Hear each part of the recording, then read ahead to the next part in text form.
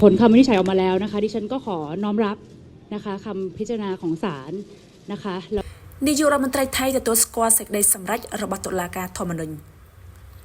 លោកស្រីផៃថងឋានស៊ីនវត្តនាយករដ្ឋមន្ត្រីថៃដែលត្រូវបានព្យួរតំណែងនៅថ្ងៃទី1 ខែកក្កដាបានប្រកាសទទួលស្គាល់ការសម្រេចរបស់តុលាការធម្មនុញ្ញ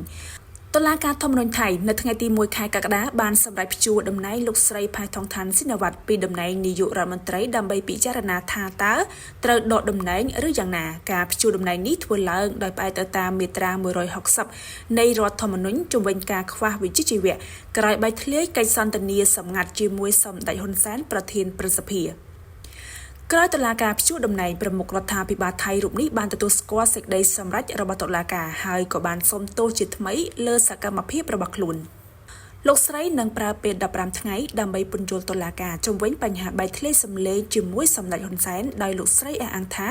រឿងនេះគឺធ្វើដើម្បីតែជាតិប៉ុណ្ណោះทำเพื่อประเทศชาติจริงๆเจตนาไม่มีอยากได้อะไรของตัวเองเลยนะคะ